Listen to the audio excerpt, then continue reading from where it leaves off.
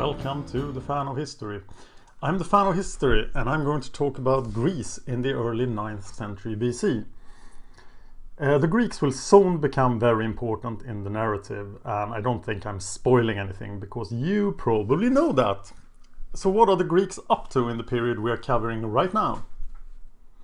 Well, they have a problem because the Dorians invaded Greece in the 12th century BC. And that pretty much ended the Mycenaean civilization. It was a huge part of the Bronze Age collapse. And the Mycenaeans did probably go on to be one of the sea peoples. But we're going to discuss that a lot when we cover the events of 1200 BC. So, after the Dorian invasion, everything in Greece became very difficult. You couldn't really settle down. And the Dorians had some similarities to the Armenians because they were upsetting order everywhere. They weren't a civilized people. They were nomadic herdsmen and they liked to plunder and destroy population centers. This led to the fact that the written language was forgotten, and when written language reappears, it appears from somewhere else. You pretty much had to move. You couldn't stay in the population centers. They were gone. You had to move. And as you had to become like the Dorians to survive in Greece. You had to become a nomadic herdsman, live in groups of maybe 25 to 50 people at the most, bringing your herd with you and escaping the other herdsmen that would probably kill you and steal your cattle. And this is actually not the only time this has happened. It did happen once before in Greece. And we'll talk about that if we eventually cover the ancient past of 2000 BC. So, did anyone survive out of the original Achaean population? The term Hellene or Greek, the term Greece actually comes from one of the tribes in Greece, the Greci, that the Romans encountered, and then they labeled everybody as a Greek. So the Greeks didn't call themselves Greeks, but the original inhabitants of Greece have many different terms for themselves, Mycenaeans, Achaeans, etc. But the original inhabitants survived by becoming herdsmen. There are some very interesting mountaintop villages that actually resisted and tried to live on top of high mountains. I don't know how long they managed to do that. But also Attica, the place where Athens is located, was not invaded. They managed to defend themselves. But Athens falls into Dark Age anyway. There's also the island of Euboea. This huge island is the second biggest island in the Aegan Sea. Crete is the biggest one.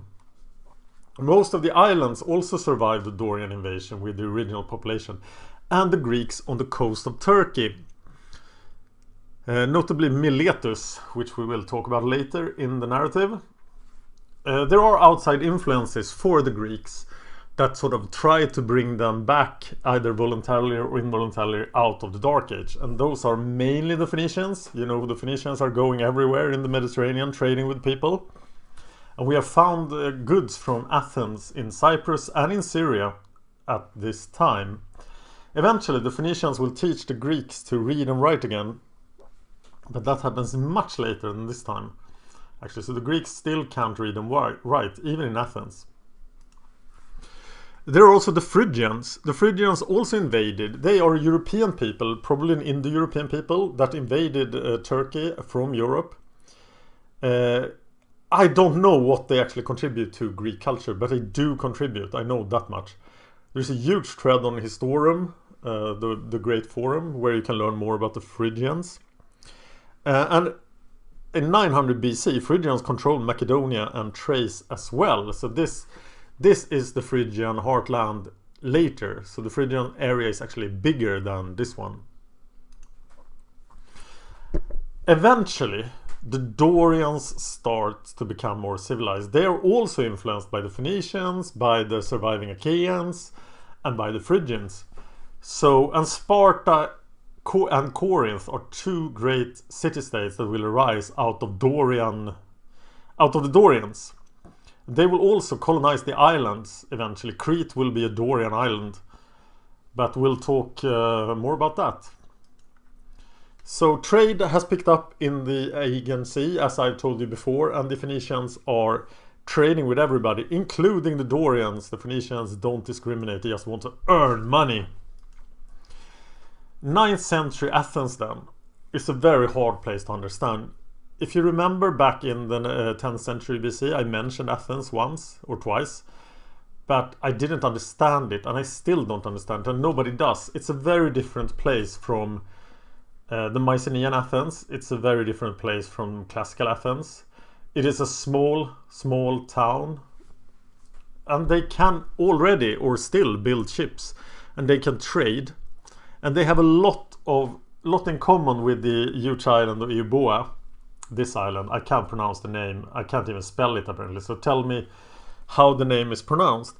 There are several great cities or great towns on the island. And we'll talk more about Chalkis and Lefkandi soon. Here is Miletos, the city I mentioned. There is a legend that the last king of Athens, his son, took some people, escaped from the Dorians, moved to Miletos, and while they were in Miletos, they slaughtered all the men and married the women. So the people of Miletos feel a very strong connection to the people of Athens.